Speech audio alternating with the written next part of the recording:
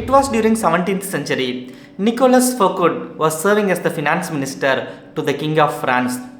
He is a man of luxury. He loved lavish parties, pretty women, poetry, and for this, he loved lots and lots of money. He is very clever and very much indispensable to the king. So, when the prime minister died in 1661, he expected that the king will appoint him as the next prime minister. Instead, the king decided to abolish the position. This and the other signs made him to worry that he is falling out of favor.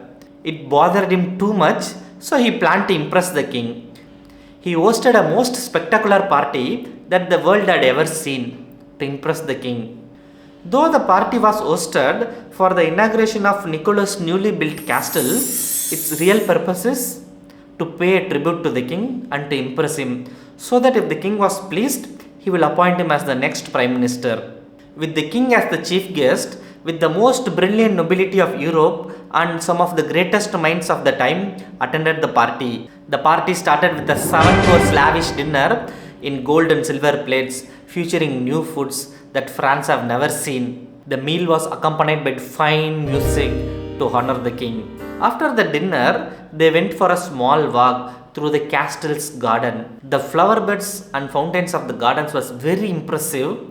Nicholas personally accompanied the king. When they reached the garden's canal, there was fireworks, light shows and ballet shows. The king was astounded by the display of luxury. The party ran well and everyone agreed that it was the most amazing party that they have ever attended. The next day, the king's men arrested Nicholas. 3 months later, he went on a trial for stealing from the country's treasury. The king sentenced him for life imprisonment. He was in jail for 16 years till his death. So what happened? Why the king sent him to the jail?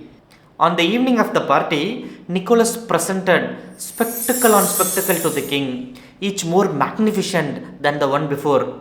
He thought he was demonstrating the loyalty and devotion to the king. He thought this would put him in the top of the king's good book. He thought it would show his good taste, popularity, connections, talent, and the king will feel he will be an excellent prime minister. But in reality, the guests were mesmerized by Nicholas than by the king himself. Nicholas was actually showing off his wealth and power. Rather than flattering the king, the party offended the king's vanity. When the king was there, Nicholas was shining like a star, which triggered the king's anger. It will be the fate to anyone who trigger the ego of their masters, pokes hole into their vanity and makes them feel very insecure. In today's scenario, we can project it to our boss, manager, guide, supervisors. Always make those above you to feel comfortably superior. If you desire to please or impress them, do not go too far in displaying your talents, or you might trigger the opposite. Inspire fear or insecurity in them. Make your boss appear more brilliant than they are, and you will attain great heights. All bosses want to appear more brilliant than other people. They don't care about anything, they care about their name, their glory. Instead of insecurity, you must give them glory. When you show yourself to the world by displaying your talents, you naturally trigger all kind of insecurities, jealousy, resentments. This is to be expected. You cannot spend your whole life worrying about the petty feelings of others. However, with those above you, you must take a different approach. Outshining your boss is perhaps the worst mistake of all. All bosses want to feel secure in their positions and superior than those around them in intelligence, wit, charm, etc. etc. It is deadly but common misconception that by displaying your talents, you are winning your master's affection. He may pretend appreciation, but at his first opportunity, he will try to replace you with someone with less intelligent or less attractive or less threatening. Even purposefully or accidentally, you should not outshine your boss, because there are more bosses who are insecure than others. If you cannot help yourself by pretending less intelligent or dumb, at least avoid such monsters of vanity. Find a way to mute your good qualities at least before your boss. Second, suppose if your boss likes you, Never assume that because your boss likes you, you can do anything you want. Like Nicholas, there are lot of examples in the history, the favorites of the king who fell out of favor by taking their status for granted. Never take your positions for granted or never allow any favors go into your head. Now you know the dangers of outshining your masters. With this knowledge, you can take it to your advantage. First, you must flatter and puff up your boss. Over flattery is effective, but it has its limits. It's too direct, obvious.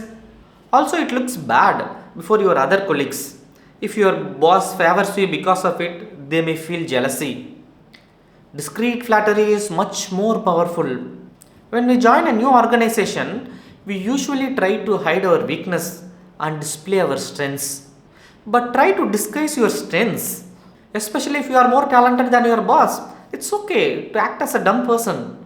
Make harmless small mistakes that won't affect you. Make it seem like you need your boss' help, his expertise. By this, you are gifting your boss a chance to display his talents. And he feels more superior and intelligent than you. And he won't feel insecure because of you. Now you may have a question. Always, if my boss is shining, rising, then when I will shine? Gauge your office situation properly. If your boss is a falling star in your office, there is nothing to fear in outshining him. Utilize the situation, climb the ladder faster without spoiling your name. But if your boss is very influential and firm in his position, you should not outshine him.